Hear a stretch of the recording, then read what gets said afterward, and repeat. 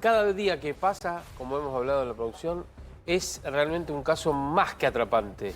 Desde lo criminal, de la investigación criminal, por supuesto, para la familia es un dolor eterno, ¿no? Mira, hoy estaba leyendo que durante las últimas horas hizo algunas declaraciones Javier, el hermano de Diego, y fíjate cómo impacta distinto hoy en la familia todo lo que está pasando, porque así como durante todos estos días fue emoción, fue felicidad, dentro de la tristeza, porque él mismo decía, para nosotros el duelo empieza hoy, nosotros todos los días, mi mamá todos los días esperaba que suene el teléfono y que sea mi hermano. Para nosotros el duelo empieza hoy porque hoy ya sabemos que mi hermano está muerto. Pero también estaban contentos por tener por fin esa respuesta a qué había ocurrido con Diego Fernández Lima. Hoy todo parece haber cambiado, porque lo que dijo durante el día fue, quiero que todo esto se termine. Mi mamá no da más, mi familia no da más. Desde que esto ocurrió, la verdad que estamos rotos y hay que decirle a Javier que esto viene para largo, porque vamos a hablar en un momento justamente con una jueza que nos va a explicar cómo son los tiempos de la justicia, pero ahora también viene toda una parte civil que va a ser importante. Sí, y además, ¿sabes qué, Sole? El hecho de a mí, lo que siempre en estos casos te impresiona es que cómo puede una familia aguantar tanto tiempo con la angustia de no saber. Uno remonta a la época de la dictadura, los desaparecidos, por supuesto también. En este caso era un desaparecido. Lo que pasa es que había sido asesinado también, pero ya en democracia, por la familia, por el compañero de colegio, por los 4 que vivían en esa casa. Eso es lo que está investigando hoy la justicia. Y una madre de la víctima, que como decías vos, no solamente esperaba el llamado telefónico de él, sino que todos los días miraba por la ventana a ver si su hijo, Diego, volvía a la casa. Bueno, si te parece, vamos a ir repasando algunos cortes de lo que pasó, por lo menos en las últimas 24 horas, cuánto se ha avanzado en la causa. Y si les parece, comenzamos con Raúl Torre, uno de los criminólogos más importantes de la Argentina. Su visión del hecho, a ver. Es probable que se haya percibido el dolor porque la profundidad es escasa, ¿no es cierto? Las sepulturas criminales, la inmensa mayoría de los casos con los que hemos lidiado nosotros son a muy poca profundidad. Pero te vuelvo a contestar, nosotros no conocemos qué ocurrió exactamente por aquellos días. Si uno avanza en esta investigación, lo que yo haría, por ejemplo, hacer análisis del Servicio Meteorológico Nacional, a ver qué pasó, llovió, no llovió, estaba seco. Todo eso, cuando hacemos una investigación de un hecho datado tan antiguo, necesitas tenerlo para hacer una composición. Es posible que, insisto, que haya existido olores. Claramente, y para definirlo esto, el lugar de enterramiento, que nosotros lo llamamos sepultura criminal, es la escena del crimen secundaria. Bien. Desconocemos cuál es la escena del crimen primaria. Claro. A esta altura, creo que ninguno de los que estamos ahora aquí dudamos de que este es un hecho homicida, ¿verdad? Sin duda, sin duda. El fiscal ha hecho un análisis de la prueba de manera pormenorizada, ha invocado toda la evidencia. No nos olvidemos que se llega al esclarecimiento de la primera mitad de los interrogantes.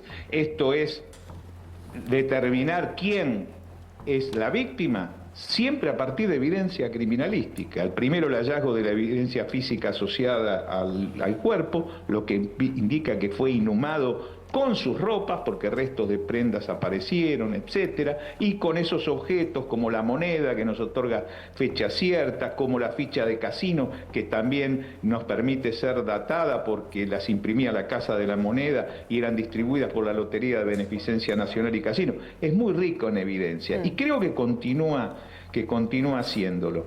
La escena del crimen, yo alcancé a escuchar la hipótesis que maneja la defensa.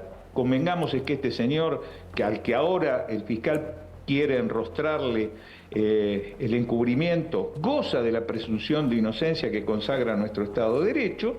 He visto a su abogado defensor en el ejercicio legítimo de la defensa, que esboza una serie de teorías y de hipótesis. Bueno, hipótesis que el resto, creo que el fiscal en principio, que es el titular de la acción pública, no comparte, ¿verdad?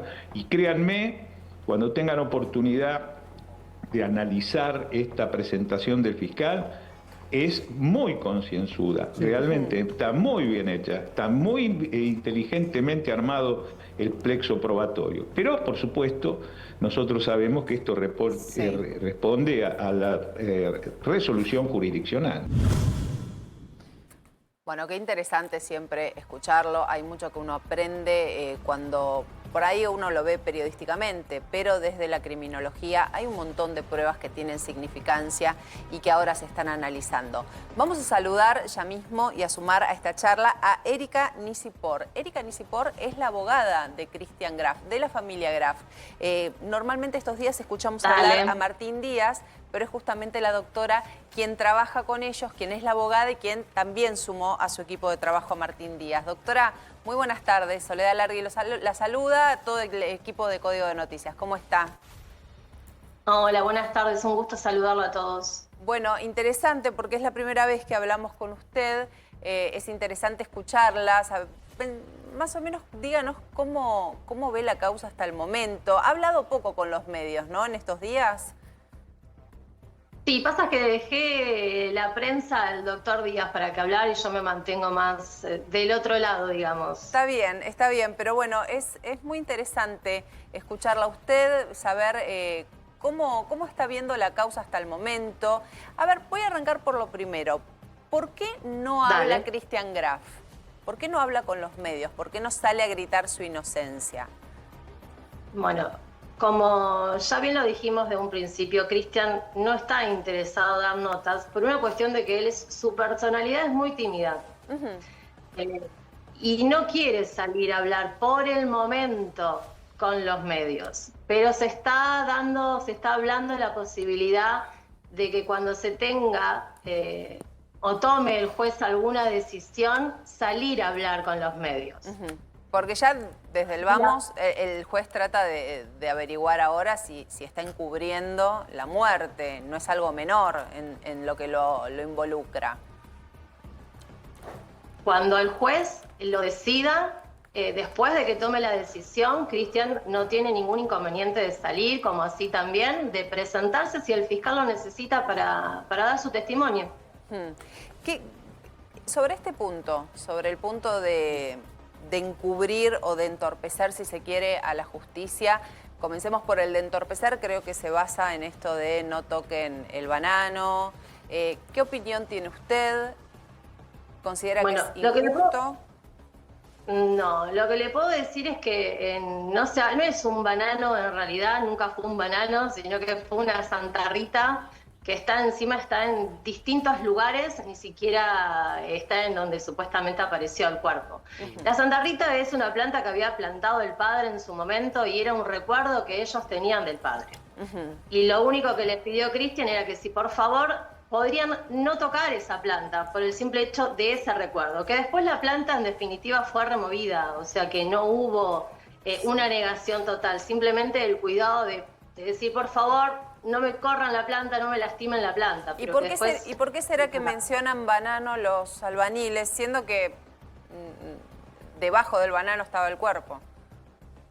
Es que no estaba debajo del banano. Sí hacen mucha referencia, estuvimos viendo que hacen referencia a la pileta. Que la pileta, al lado de la pileta, había un banano, pero el cuerpo no apareció ahí. Si ustedes pueden ver en todas las notas que aparecen, y de hecho con el cuerpo forense, aparece más lejos del banano. Lo que pasa que, a ver, doctora, ¿cómo le va? Javier Díaz.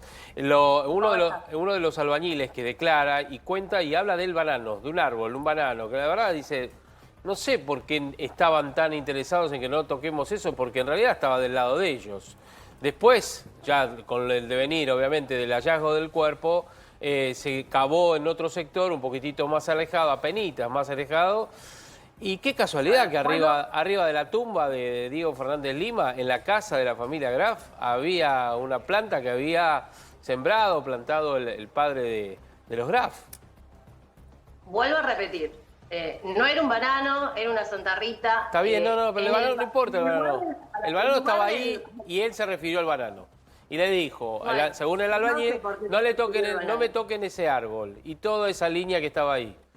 La referencia la hizo con el banano. No importa, bueno. La hizo con el banano como así la hizo con la Santa Rita. Que con el banano ni siquiera habló del banano, sino que con la Santa Rita. Está bien. Y habló en cuanto al muro de que no le lastimara la planta. Doctora. Simplemente eso, que después, sin embargo, lo sacaron. O sea, que no... ¿Lo sacaron? O sea, su postura es que él no tenía la mínima idea de que el cuerpo estaba ahí. Claro.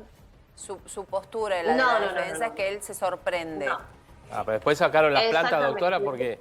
Sacaron las plantas, doctora, porque hay una orden judicial. Encontraron un cuerpo, imagínense que... Sacaron las plantas porque encima llamaron a la policía. La propia familia fue quien dio aviso al 911 junto con los obreros. Sí, doctora, esto lo iba a consultar. ¿No se le ocurrió discutir dónde se encontró el cuerpo? ¿En qué lugar? Si fue en la casa de ellos o en la casa de al lado, de alguna manera con un perito. Fue en la medianera. Y para aquella época no había una pared. Creo que había un alambrado. Está bien, a eso le voy. ¿Graf admite que el cuerpo estaba en su propiedad? No. Pero por lo que está diciendo, sí, porque... Okay. Alambrado. Había un alambrado en aquella época. ¿Y qué? A ver, un alambrado. ¿Y cómo puede planta. explicar él? ¿Cómo puede explicar él que el cuerpo de un compañero de él aparezca casualmente en una medianera, que hay un alambrado? A ver, es muy difícil de creer la versión que da él. Es que él no sabe cómo apareció el cuerpo, y que sea compañero de él no quiere decir que él haya tenido alguna relación. Sabe cómo apareció el cuerpo porque salió en todos lados, perdón. Sí sabe que apareció el cuerpo desde el 20 de mayo, era que aparecieron los restos, que fue cuando hicieron la denuncia al 911, que toda la familia Gras le permitió el acceso tanto a la policía como a los peritos, como a los antropólogos, para que hicieran la remoción. Okay. Se los permitió, ingresaron y pudieron hacer todas las investigaciones que fueron necesarias. Como así también le vuelvo a repetir que Cristian está completamente dispuesto a dar su declaración y que está esperando desde el primer momento si es necesario que el fiscal lo llame. Lo que pasa es que, a ver, vamos a tratar de que sea una nota que sume en comparación de todo lo que está ocurriendo durante estos días, porque esta discusión que estamos teniendo, el banano, el alambrado, ya la venimos teniendo hace 2 o 3 días. Me imagino que quien esté del otro lado dirá, esto ya se viene hablando. Usted debe entender, como mujer de ley, que para la sociedad entera, la respuesta de yo no sabía que estaba el cuerpo de mi compañero desaparecido hace 41 años en mi jardín, es como mínimo insuficiente. Uno tiende a pensar de que la respuesta no responde nada, sobre todo sabiendo que Cristian sale a la vereda y en vez de sorprenderse o decir qué locura, cómo puede haber un cuerpo en mi jardín, se pone a dar unas hipótesis bastante ridículas sobre el hallazgo, pero en ningún momento muestra sorpresa. No cierra. Usted debe entender esto. Encuentran el cuerpo de su compañero en su jardín. No tenía idea. Es extraño. Bueno, vuelvo a repetir que primero no era en el jardín, era en la medianera, que eso ya quedó aclarado. Y no sale a hablarlo desde el primer momento, porque el señor Cristian no contaba en su momento con una representación que lo pueda asesorar. Entonces no estaba preparado, si él no sabía si tenía que hacerlo, si no tenía que hacerlo, no lo sabía. Pecó por ignorante en ese sentido. Ahora, el tema de que habló con los albeniles y le tiró hipótesis, solo son hipótesis de cualquier persona que la que podría hablar con el albañil que tiene al lado construyendo una pared. Doctora, yo le puedo asegurar, usted dice de cualquier persona, yo le puedo asegurar que si encuentran en mi jardín un cadáver, yo no digo, capaz que se están confundiendo con un caballo, o la otra vez trajo un camión con tierra, capaz que me vino con un cuerpo. O sea, realmente, tratemos de ser serios en esto. No son hipótesis que cualquiera diría a un albañil frente al hallazgo de un cuerpo en la casa. Bueno, pero son hipótesis que él dio en ese momento en una charla con un albañil. Remarquemos que fue con un albañil. Sí, eso como pude haber dicho cualquier otra, como yo lo podía haber dicho. Para el juez es importante. Para usted no, pero para el juez es importante. De hecho, la carátula por encubrimiento tiene que ver con eso. O sea, menor no es. Es que no hay encubrimiento, porque en ningún momento obstaculizó la justicia. En ningún momento prohibió que se haga el de paredón, que se investigue, en ningún momento prohibió que ingresaran al domicilio. Lo que pasa, doctora, que el fiscal lo que hace es tomarse de eso para decir, quiso desviar la investigación. el crimen, en este caso, bueno, se determinará a posteriori si se llega a buen puerto en ese sentido. Lo que dice el fiscal para pedirle al juez es, tiró 3 hipótesis para desviar una investigación criminal, lo que iba a ser una investigación criminal, para que no llamaran a la policía o que nadie le llamara la atención. Eso es lo que dice el fiscal y por eso me imputa. No consideramos esas hipótesis como una obstrucción a la justicia porque ya le digo, no hubo obstrucción porque llamaron a la policía, dejaron entrar, al que pedía le dejaba entrar. Y desde ya, si el fiscal necesita que Christian Graf se presente a dar su testimonio, él se va a presentar y está dispuesto a dar sus testimonios desde el primer día. Erika, perdón, ¿y qué diría él? ¿Qué es lo que diría? ¿Se puede adelantar?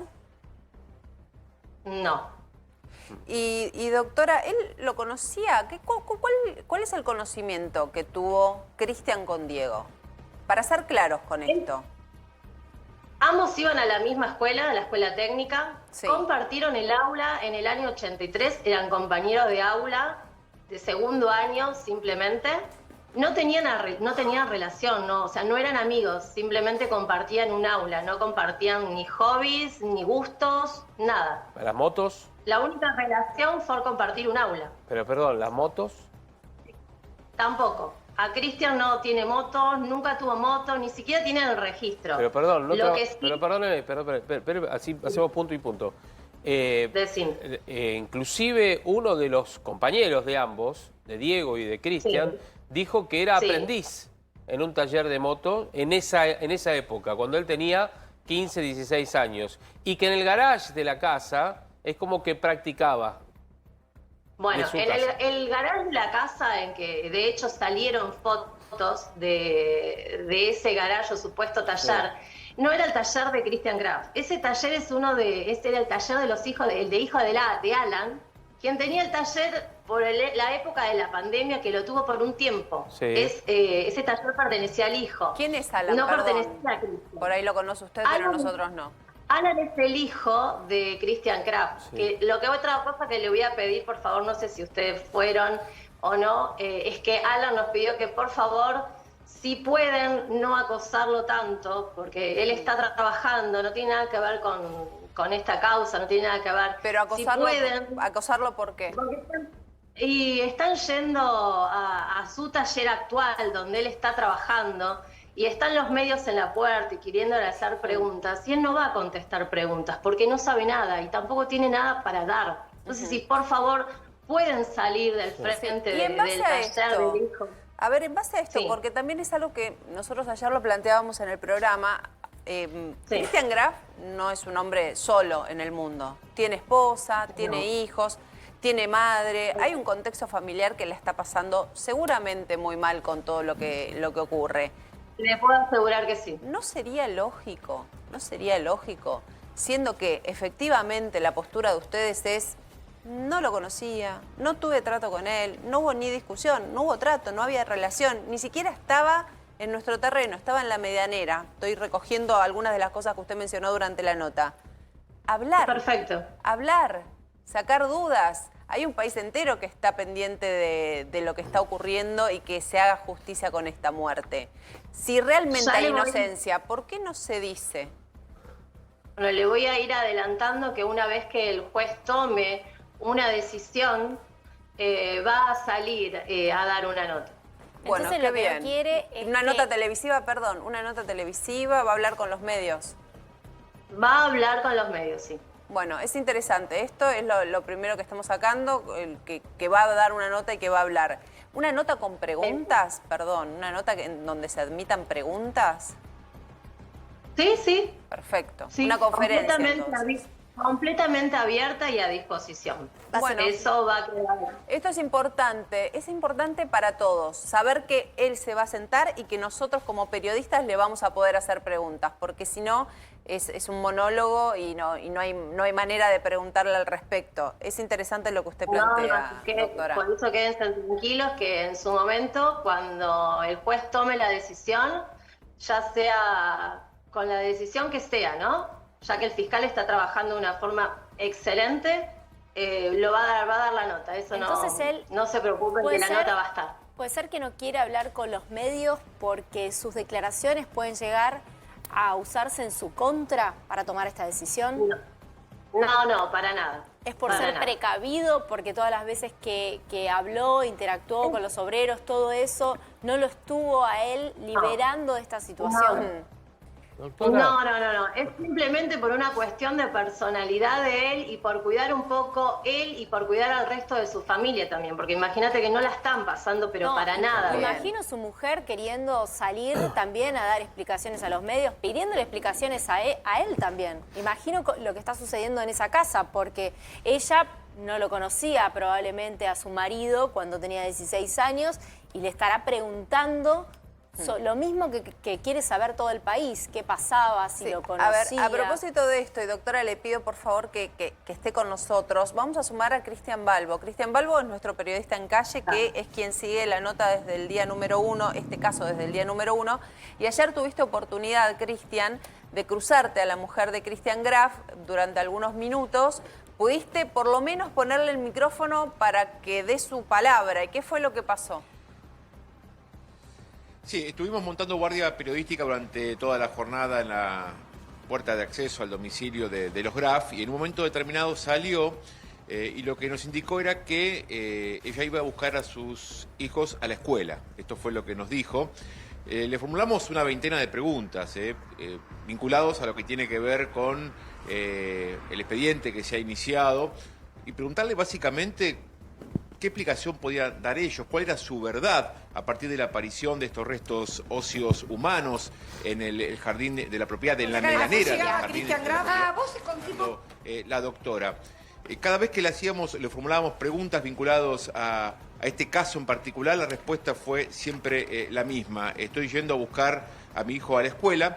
Sí respondió una sola pregunta cuando hicimos hincapié en que ahora hay un fiscal que está investigando, el doctor Perrando, y dijo, sí, ya nos presentamos en la justicia. Eso fue el lunes pasado, cuando se presentaron de manera espontánea para ponerse a disposición de la Fiscalía número 61.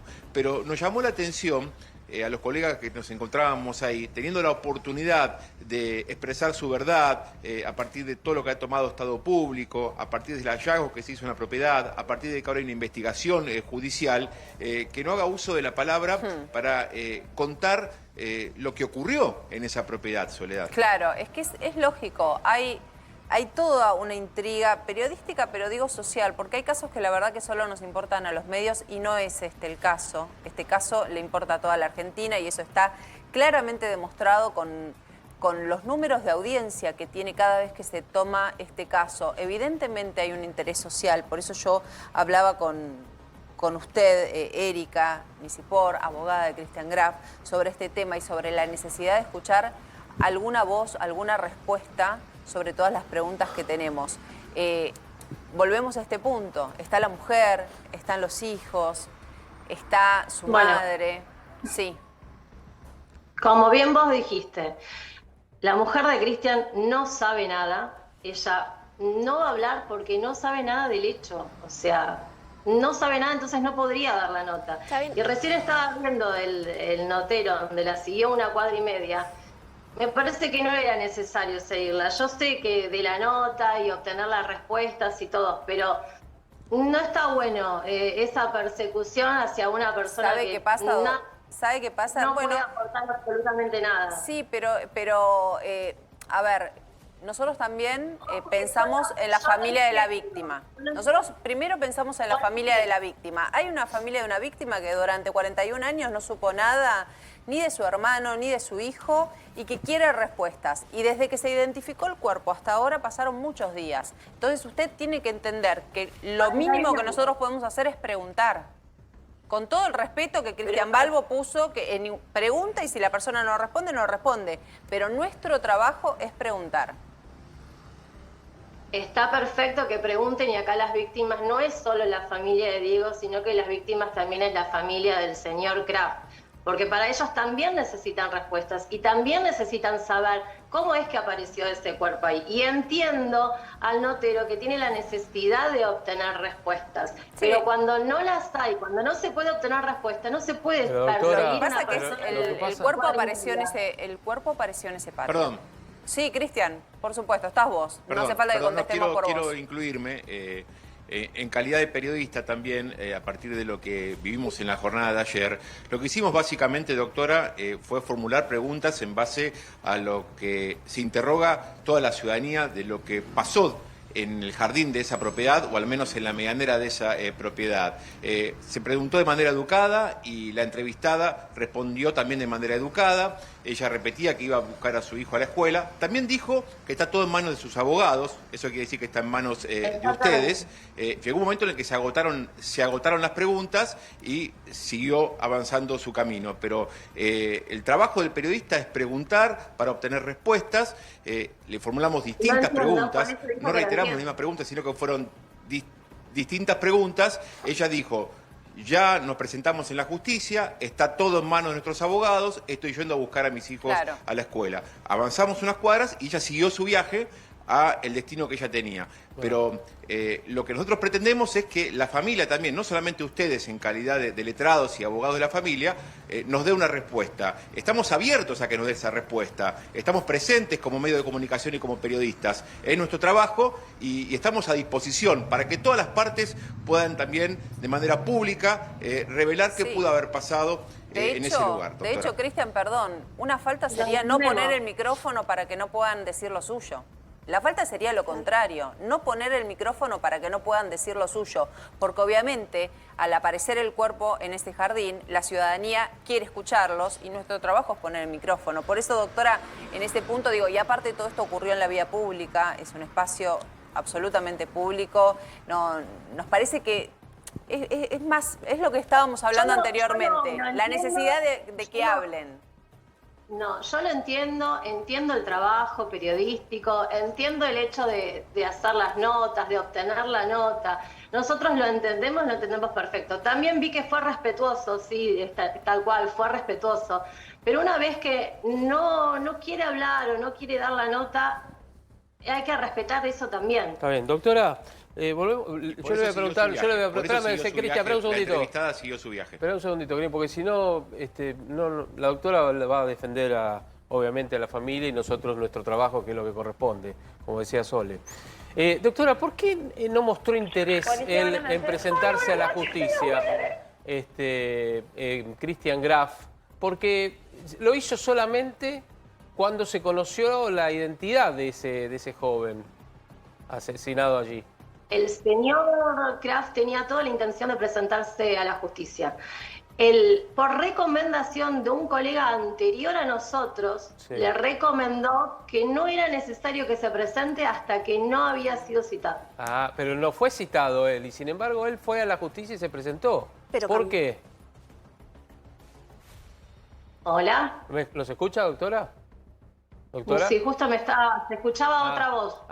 Perdón. Ahí sí. Le hacía la pregunta. Él se presenta en la justicia, creo que fue el día viernes pasado. Y a él, el día viernes. Y a él nunca pero perdóneme, pero a él nunca lo citaron. Ni siquiera hoy lo citaron, lo imputaron. Cristian el día viernes él llama por teléfono para presentarse a la fiscalía. Sí, por eso. Le dijeron que se presente el día lunes fue y no lo atendieron. Está bien. Sí, claro. Porque... Y hasta el día de hoy no está citado para nada, no está citado a declarar. Por eso, claro, ¿por qué le interesa ahora de presentarse cuando pasaron 2 meses y pico? Usted dice porque tenía otro abogado, está perfecto. Ahora... Por nuestra recomendación. Cambió la recomendación de él, o sea, ahora se quiere presentar porque el abogado nuevo, ustedes le recomendaron que sí se presente, se ponga derecho. Tal cual. ¿Y por qué cambió de abogado? ¿Por qué se dio este cambio de abogado? ¿Hubo algún problema? ¿Desconoce? No, desconozco. Desconoce. Un punto más que quiero preguntar, a ver, durante estos días todos los compañeros de colegio que quisieron hablar pudieron hablar. Algunos dieron una versión sobre cómo eran los vínculos, otros dieron otra versión.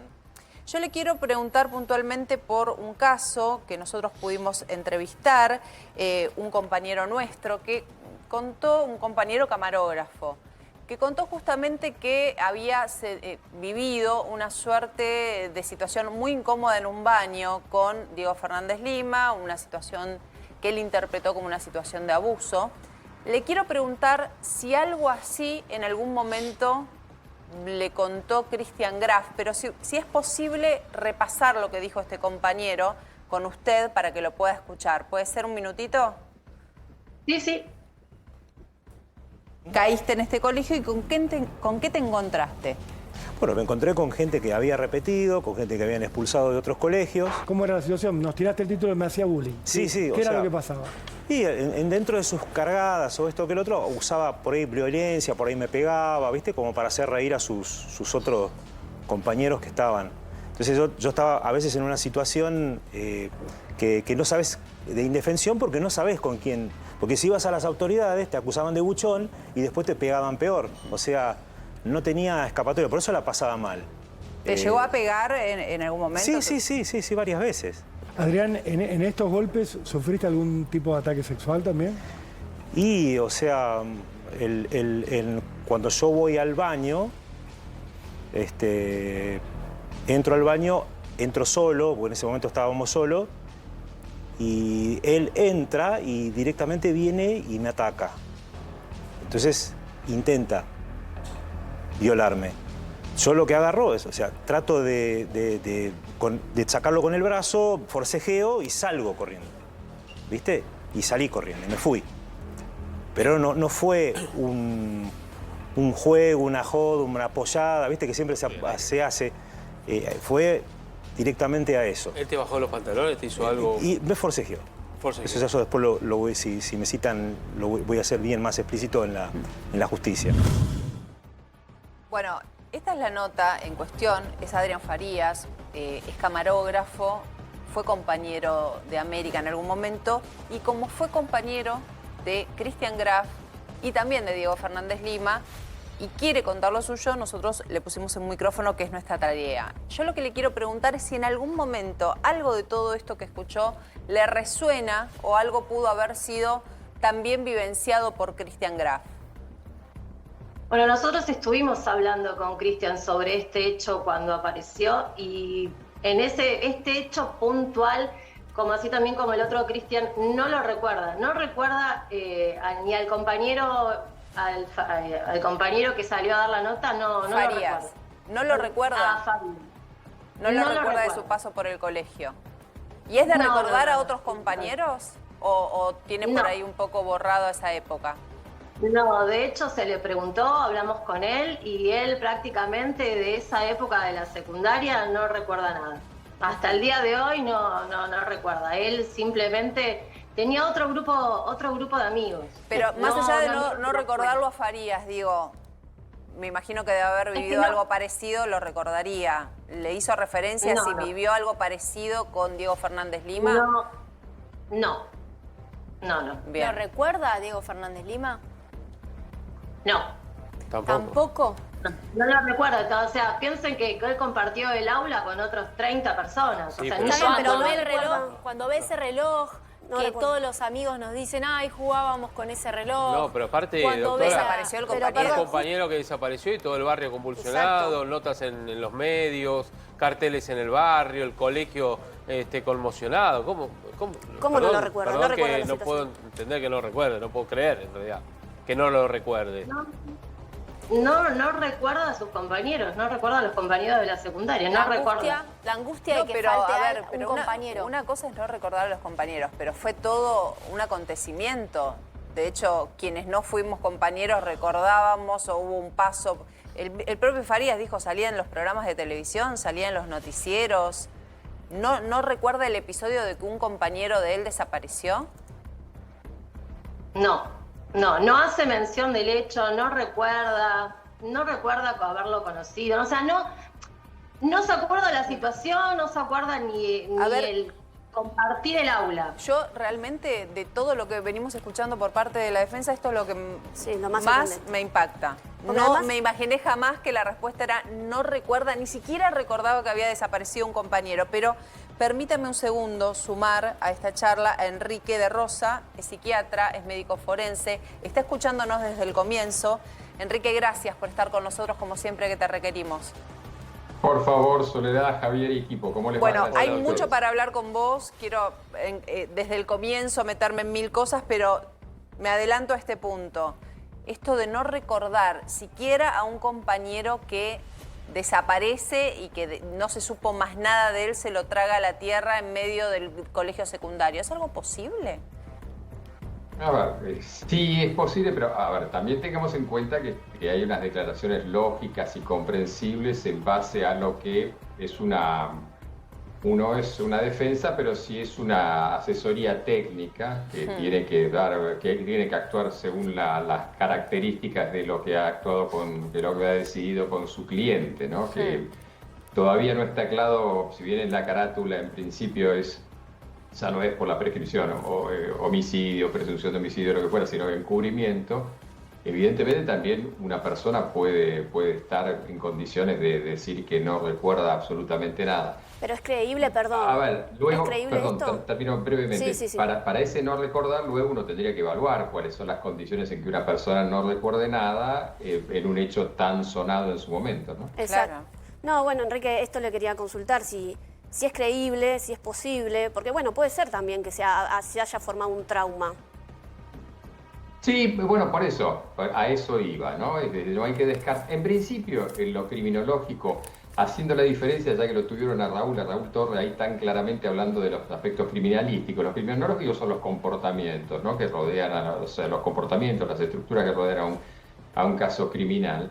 Existe la posibilidad de un trauma, existe la posibilidad de amnesia postraumática, no solamente la simulación. De hecho, el núcleo de la cuestión de muchas cuestiones en psiquiatría forense es la simulación, la simulación o la mendacidad, ¿no? Inclusive. Yo la verdad que me sorprendo, obviamente yo soy de las que se acuerda muy poco del colegio, pero sí de hechos importantes, de una compañera que se lastimó muy fuerte en un viaje, de esos hechos disruptivos, me acuerdo. No tendré los nombres y las caras de todos mis compañeros, pero de esos hechos disruptivos me acuerdo. Por eso me imaginaba que algo como un compañero desaparecido, una historia inconclusa, una persona que de repente se la traga a la tierra, es algo que te dejaba una marca, no sé. En principio sí, el sentido común nos ilustra que sí, la ciencia forense nos obliga a poderlo probar, esa es la gran diferencia, ¿no? Es decir, uno no puede... estadística normalmente... Claro, no es lineal, no puede decir todos se acuerdan o nadie se acuerda. No, y de hecho, básicamente lo forense y lo criminológico, lo criminalístico son hechos que uno pueda probar, en definitiva. No presunciones, porque son, en definitiva, sino son opiniones y dejan de ser factibilidades que sirven a la causa. Igual, doctor Enrique, a ver... Hola, ¿qué tal, Javier? También le digo a la doctora Erika, yo si fuera abogado... No lo soy, por eso soy periodista. Le recomendaría, fingí que no te acordás de nada. Si total, está prescripta la causa. Doctora. Decimos que vamos por la verdad. ¿Cómo? Queremos saber la verdad. Sí. Eso es fundamental. ¿Y cuál es la verdad? Para ustedes. Es que la estamos averiguando, la estamos a ver. Pero ustedes, queremos saber. Pero tanto perdón, como, para ustedes tanto es... como Diego quiere saber la verdad, quiere saber fue lo que pasó, por qué apareció ahí. A mí la doctora para me parece ustedes lo que creen es que les plantaron el cuerpo a ustedes. Fueron y lo enterraron el cuerpo dentro de la vivienda que viven los cuatro desde hace más de casi 50 años. No, es dentro de la vivienda, convengamos. Sí, es dentro de la vivienda porque está delimitado, doctora, en el escrito de la Fiscalía y que reflejaron los antropólogos y los peritos forenses que actuaron. Está dentro de la vivienda lindera con apenas lindante con justamente la medianera que han construido. Sí, se desmorona la tierra y cae, eso está claro, que no estaba en el otro terreno. Eso se aclaró. Es una medianera que en su momento, y hasta el día que hicieron la medianera de material, era un alambrado con plantas que tranquilamente podía haber sido corrido en su momento para poder, ¿por qué no?, plantear el cuerpo. Y doctora, perdón, si Cristian no tiene nada que ver, me imagino que su hermana, su madre no tienen nada que ver, ellos lo pueden hablar hoy. ¿En ningún momento para ellos, como familia, y siendo que obviamente conocían a la víctima, se les figuró en la cabeza la posibilidad de que haya ocurrido algún problema con su padre, con el padre de Christian Graf? ¿Por qué no con esa seguridad? Definitivamente no. No hay la posibilidad porque los compañeros no iban a la casa, o sea, no compartían la casa, no iban. En ningún momento nadie de la escuela fue a la casa, ni siquiera para hacer la tarea. Sí, doctora, o sea, que no había relación. Dejemos que termine, por favor. Sí, no, una pregunta, perdón, Sole. Una pregunta que le quiero hacer hace un rato. A ver, yo lo que me pregunto es lo siguiente. El fiscal no pidió el secuestro de sus celulares, no sé por qué, para probar un encubrimiento, porque ahí se puede sacar prueba. ¿Ellos estarían dispuestos, en todo caso, si se los piden los celulares, a darlos a la justicia? Es que él no está imputado. No está imputado de nada. Y llegado al caso... Claro, todavía falta la justicia. Llegado al caso de que el fiscal lo llame, lo cite y necesite cualquier cosa para que pueda probar, se lo va a presentar. Yo quiero volver al punto que estábamos hablando, por favor. Yo digo, usted dice, los compañeros no iban al colegio, pero pero Diego sale de su casa diciendo voy a la casa de un compañero. Efectivamente, el cuerpo aparece en casa de un compañero. Su defendido asegura no tener nada que ver. Y la única persona que no está para asegurar si tiene o no que ver es el padre. ¿Por qué usted tan rotundamente me contesta no? Porque ninguna de la familia tuvo nada que ver. Ningún miembro de la familia Graf tuvo nada que ver.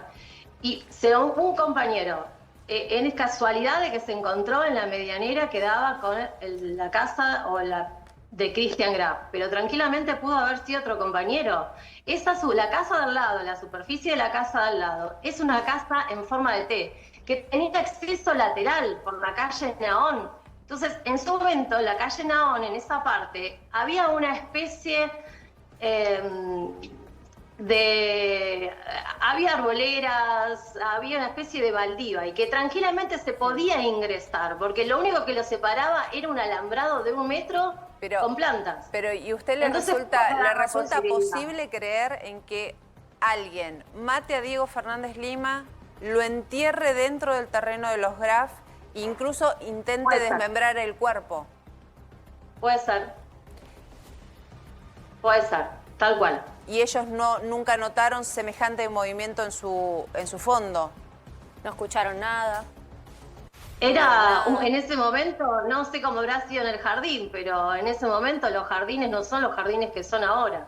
No se dieron cuenta que había tierra removida. Es muy difícil. A ver, un segundo, por favor, porque tenemos aquí en el piso a Julia Márquez, que es jueza penal, jueza del juzgado de Quilmes. Gracias por haber venido. Nos interesaba mucho y desde el comienzo de los tiempos que estamos tratando este caso decimos, nos interesaría la voz de la justicia, el pensamiento de la justicia. ¿Cómo le suena esto que está escuchando? En realidad, un poco como a todos ustedes, ¿no? Con muchos interrogantes, porque recién yo escuchaba de estas cuestiones que recuerda y de las que no. Y es cierto que la memoria es emotiva y que generalmente los recuerdos uno los vincula con algún tipo de emoción y que puede suceder que un hecho sea tan traumático que la persona lo haya olvidado, lo borra en absoluto. Lo extraño es que se asegure que ningún compañero iba a la escuela cuando hay un montón de otros recuerdos que no están, ¿no? Hay una contradicción. Y por lo menos me hace algún ruido pensar, digo, estamos tan seguros que nunca un compañero fue a la casa, pero sin embargo no recuerda ni quiénes eran los compañeros ni nada. Por otro lado, he escuchado por los medios en todas las conductas de cuidado que él tuvo respecto al momento en que se estaban haciendo estas excavaciones o este trabajo en estas explicaciones que dio. Claro. Y luego todas las versiones que dio respecto a esto. Entonces eso también es como demasiado llamativo de alguien que no supiera, no conociera, no recordara que no había idea. ocurrido algo así. Y si viene, perdón, una persona una persona a la cual encuentran un cuerpo en su jardín y le dicen, no, para mí que fue, un poco lo que está diciendo la doctora, ¿no? Para mí que fue alguien que lo mata en otro lugar y desde un terreno lindero lo entierra en mi terreno y lo intenta desmembrar el cuerpo en mi terreno. ¿Esto es algo creíble? En realidad, mira, básicamente en todos estos años... Por ahí estamos confundidos todos, pero nos resulta realmente como explicación todos insólita. estos años de trabajo en la justicia que tengo, si hay algo que noté, es que las personas que no tienen nada que ver con un hecho son las que más instan a que se sepa qué pasó. Bueno, eso nos lo dijo esta semana Alicia Crosa, una psiquiatra formidable que habla con nosotros de estos casos, perito también, y nos dice, el inocente lo grita, sale a gritarlo, sale a gritar su inocencia. No hay manera que vos puedas, son los primeros que están, que aportan pruebas, que insisten, que quieren un juicio, no hay manera que puedas hacer ningún tipo de acuerdo. Muchas veces dicen, no, llegué a un abreviado por tiempo. Quien es inocente quiere que se diga, soy inocente, y es el primero que presta colaboración. Sí, ahora, cuando ya empiezan todas estas especies de excusas y especulaciones acerca de cómo, y por lo menos ahí hay que reparar un poquito más y estar atento a las versiones que se van mutando, ¿no? Bueno, son opiniones distintas a la de usted, Erika. Por ahí un poco entiende lo que nos pasa, que estamos tratando de hacerle preguntas, porque todos concluimos en el mismo punto. Si está todo tan claro, si no lo conocía, si no tenía ningún trato con él. Lo entiendo y lo entendemos, y yo le vuelvo a repetir. La doctora dice que lo sale a gritar a los cuatro vientos. Él quiso salir, él estaba dispuesto desde el primer momento. Desde el primer momento se puso a disposición. Y desde el primer momento permitió todo. Permitió desde que entren, permitió desde que hagan la medianera. Bueno, había una orden, perdón, había una orden judicial. Eso no se puede, no puede uno decir, no escaben si aparece un cuerpo. Pero para hacer la medianera no. Y quien llamó al 911 fue la familia Kraft. Que sí, había aparecido un cuerpo.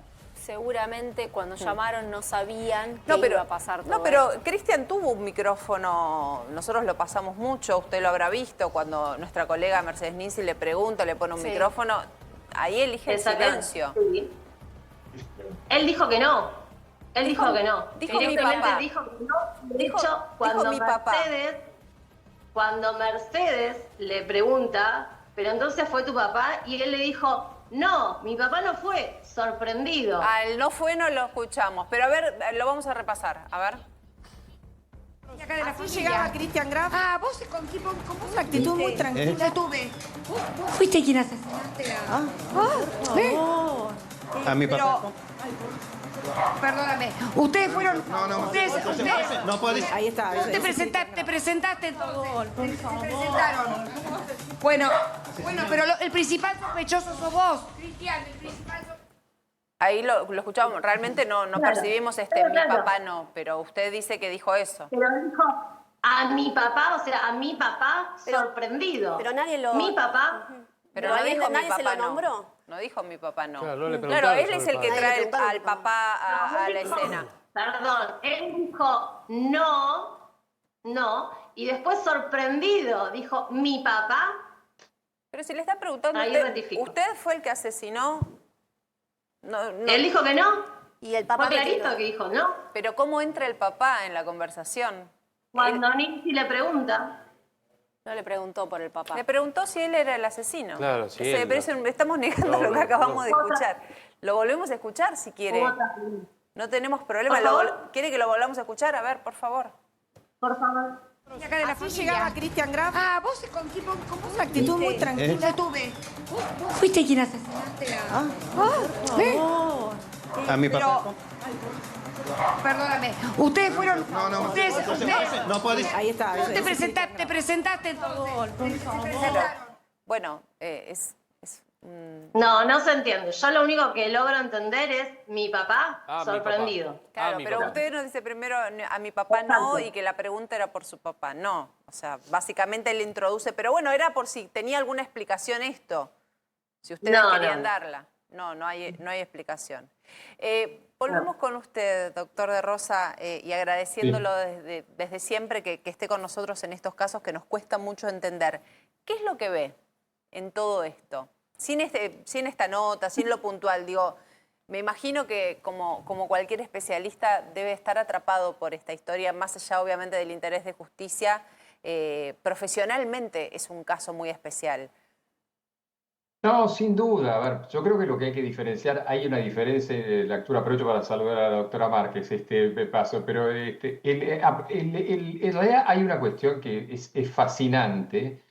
Desde lo criminológico lamento cuando un homicidio sea fascinante, pero bueno, ese es el terreno en el que uno trasunta sus actividades, en que cuando de alguna manera este caso revela, cuando ustedes decían picos de rating, lo que está revelando es una sociedad que está conmovida y quizás hay una pregunta, ¿qué es lo que nos pregunta, qué nos interpela respecto a la sociedad?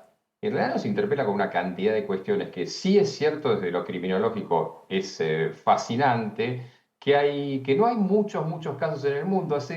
Este año en La Plata apareció un caso de un hombre que ocultó durante 4 años el cadáver de su madre, pero no era un tema de homicidio, sino que había sido una muerte y un ocultamiento y demás. Entonces hay un montón de partes. ¿Por qué una persona oculta un hecho? ¿Cómo llega? El doctor Raúl Torre habló de una escena muy bien, una posible escena primaria y una escena secundaria, sí o no.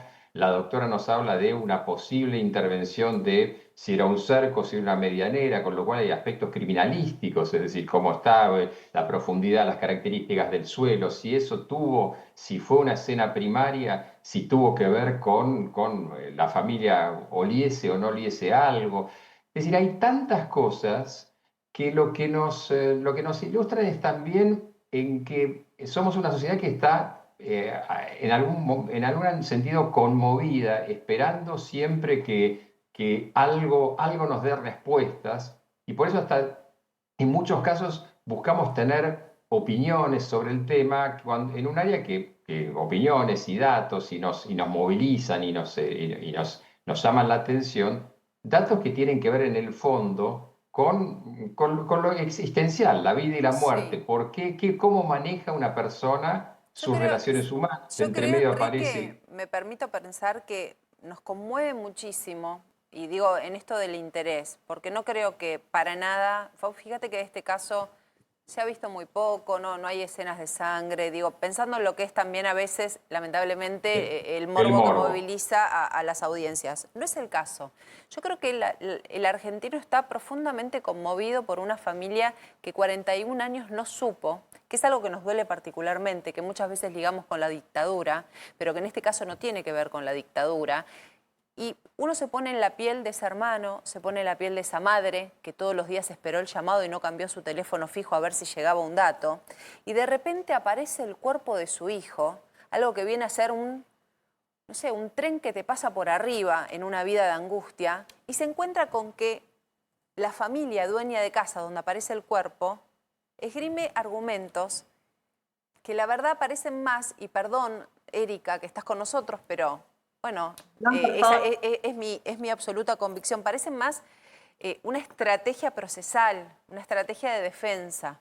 Porque... ¿Te puedo contestar, sobre eso? Porque yo iba a llegar a ese punto que me parece central. Esto no pasa en cualquier sociedad. Está pasando en una sociedad como la Argentina, que vivió el proceso, que vivió una serie de cuestiones en las cuales nuestra característica ha sido el ignorar, el no conocer, el no saber, que es lo más angustiante. Yo soy de la generación en la cual los padres se preocupaban si volvíamos o no volvíamos, si aparecíamos o no de la primera, y en esas no teníamos nada que ver con nada. Y una de las cosas más angustiantes cuando desaparece, cuando una víctima en su momento era víctima de un secuestro, o si quieren el caso María Soledad, si quieren el caso María Soledad, o si quieren inclusive más cercanamente en algún punto el caso García Belsunce, en el cual durante muchos años se vive en la ignorancia de algo, Y yo creo que la sociedad argentina está muy sensibilizada, y lógicamente, yo soy parte de esta sociedad, no hablo como tercera persona, en la necesidad de saber. Y es cierto que de golpe choca mucho. Yo trato de tomar una distancia técnica respecto a las apreciaciones que hace la doctora para no decir cuestiones, pero sí es cierto que chocan de alguna manera. Uno está esperando que alguien le diga finalmente, que alguien cierre la historia. Claro. La doctora Márquez recién decía, hay cosas que no me cierran, y es absolutamente cierto. Claro. Uno trata de tener una narrativa adentro que le dé un sentido a las cosas. Cuando las cosas no tienen sentido, se pierde. Por eso yo me permitía discutirle a Erika cuando habla de por qué le preguntamos al hijo, a la mujer. Al primero que se le preguntó es a Cristian. Al no responder Cristian, se le pregunta a la familia. Y yo vuelvo a esto no es una intromisión, es la necesidad certera que tiene la Argentina de saber qué pasó con este caso. Y por eso se está escuchando a todas las voces. Y yo entiendo, Erika, que Cristian es tímido, pero me parece que la situación amerita vencer la timidez, sentarse frente a periodistas que le puedan preguntar frente a una cámara y dar una explicación. Vuelvo. Yo no quiero ni pensar lo que debe ser la vida, un infierno, la vida de una madre de 41 años esperando que suene un teléfono. Un infierno, un infierno. Quiero sí, decir algo por favor. en relación a esto. Lo que le puedo decir es que Cristian desde un primer momento también quiere saber la verdad junto con la familia de Diego. Y respecto a salir y hablar con los periodistas, lo va a hacer, lo vuelvo a repetir, lo va a hacer una vez que el juez tome una decisión. Sí. Te quería decir Por algo favor, respecto Julia. a esto de por qué nos llama tanto la atención un caso de esta naturaleza, ¿no? Que, como vos bien decías, de la angustia de esta familia de tantos años y que expone básicamente la vulnerabilidad en la que estamos todos, porque este chico, con independencia de lo que ocurrió, quién fue, lo que desnuda es la inacción de un sistema que durante tantos años no fue capaz de darle a esta familia una respuesta cuando el cuerpo estaba tan cerca. Entonces acá le dije, no le dieron una respuesta. Señora, vaya que ya va a aparecer, se fue con una mina. Pero fíjate que no estamos hablando de inteligencia criminal, sino de desinteligencia de quienes investigan, que no fueron capaces de hallarlo y estaba ahí. Desinterés. Sí, sí, ¿Puedo hacer una tal cual. ¿Puedo hacer una intervención que porque quizás apareció? Para los que se acuerden, los memoriosos o los demás, ¿qué pasaba con los desaparecidos? Jorge Rafael Videla da una conferencia había mucha gente con mucha angustia, nadie sabía si alguien se había muerto, si había sido secuestrado, Y en un momento la aclaración fue, son desaparecidos. La palabra desaparecidos pasó la jerga internacional. ¿Por qué? Aunque la palabra existe en inglés, francés, en todos los idiomas. ¿Por qué? Porque la idea de desaparecidos es la idea de no ente. Y no quiero entrar en la filosofía existencialista, pero aquel que no existe, como esto que están mencionando ustedes, aquel que no tiene una respuesta, aquel que no tiene un nombre, un algo que sea que se lo da el Estado, la justicia o quien sea, en esa nube de desaparecidos es el espejo de la angustia. Es decir, esta familia sin duda ha vivido todos estos años en la angustia y recién ahora tiene alguna respuesta. Sabe que el desaparecido está en alguna parte. Lo que ahora le surgen son toneladas de preguntas, igual que pasó con el nunca más y demás. Pero estaban ustedes hablando y yo me acordé la imagen de Videla diciendo es desaparecidos. Desaparecidos es que no está. Y eso fue mucho más angustiante. Terrible, terriblemente angustiante. Por eso yo intervengo, porque entiendo cuando Erika por ahí decía, entiendo a los noteros, entiendo que para ustedes esto es nota. No. Yo creo que este caso, porque de hecho no es común que un caso esté tanto tiempo en pantalla y tenga tanto interés por parte de la gente. Acá hay otra cosa. Está la posibilidad de poder darle a una familia la paz que no tuvo durante 41 años.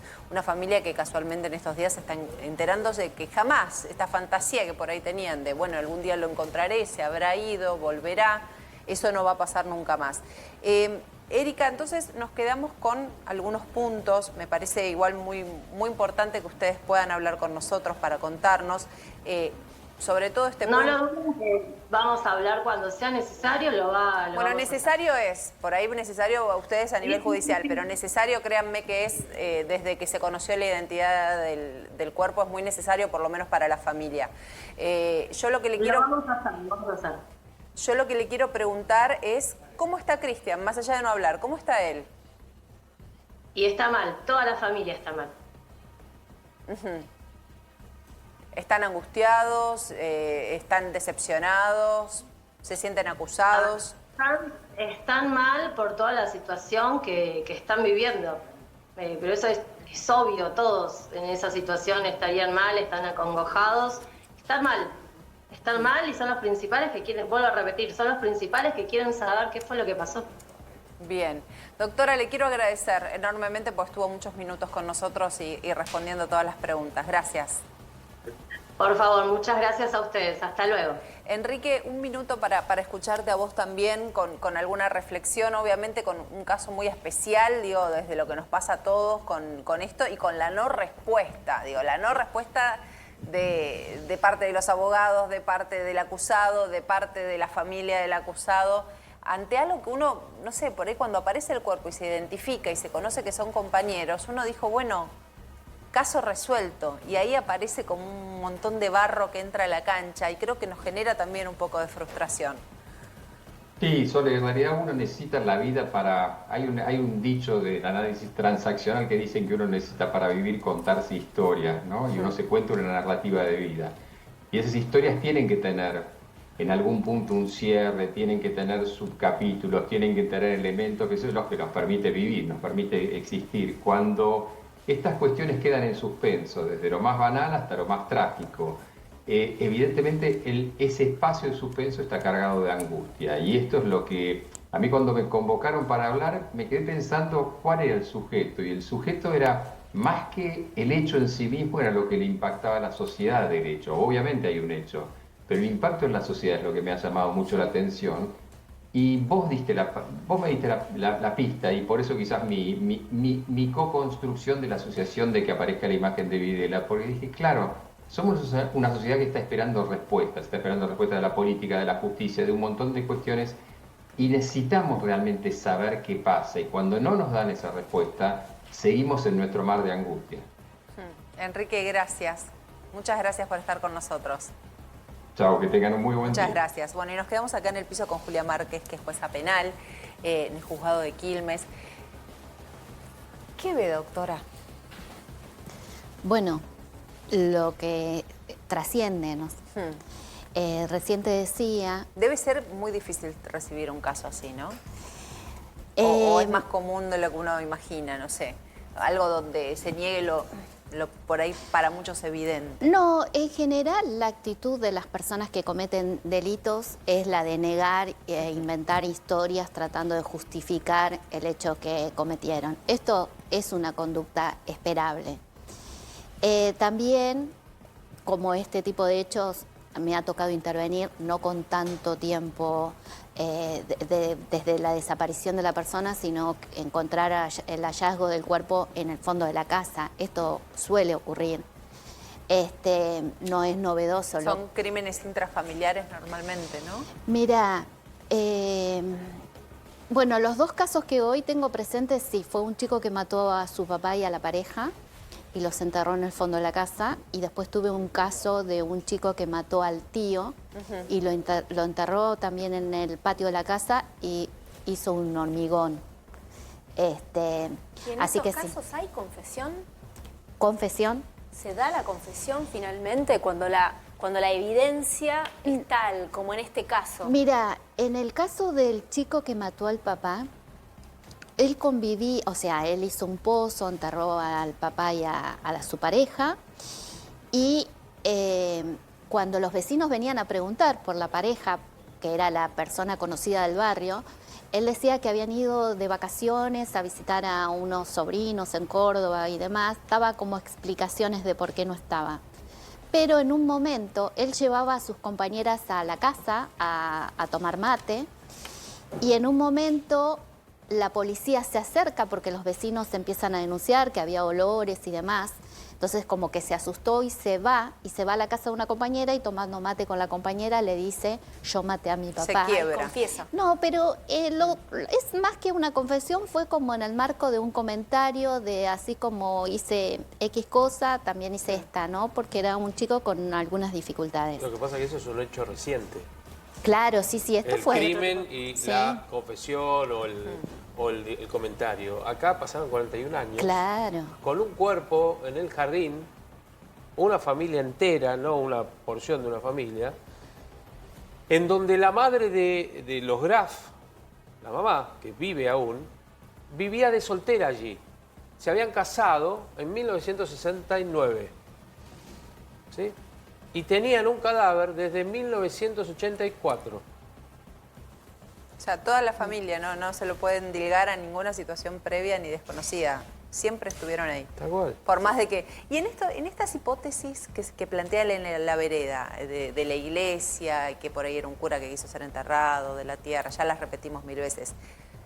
¿Usted ve que es algo que le salió ahí en el momento o que durante este tiempo él pudo haber pensado, che, en caso de que me pregunten tengo esto para decir? No sé, ¿hay alguna premeditación? ¿Lo interpreta así? La verdad que es difícil pensarlo. Para mí me resulta más como una respuesta más espontánea, porque yo creo que habiendo transcurrido tanto tiempo desde esto, es probable que jamás imaginaran este momento. De todas maneras, y tengo presente, no sé, el caso de Pucho, en el que me tocó intervenir, ¿no? El clan Pucho, donde ahí había una familia y yo tuve oportunidad Secuestraban ellos. Secuestraban y los tenían en la casa. Y mataban. Sí. Pero hay dinámicas familiares en las que probablemente se sepa que algo está ocurriendo, sin embargo, algunos miembros de la familia ni siquiera quieren enterarse demasiado de lo que está pasando. Se mira para otro lado. Tal cual. Entonces, cuando uno dice, ¿y cómo puede ser? Y sí, puede ser, ¿eh? Puede ser porque además se juegan en personalidades que son tan violentas, entonces el resto de la familia sabe que puede hacer y que no, y marchan en un hilo muy delgado. Entonces, te digo que yo lo pensaba también en esos términos, ¿no? Pensándolo en esta dinámica familiar de los Puchos, y me recordaba eso. Doctora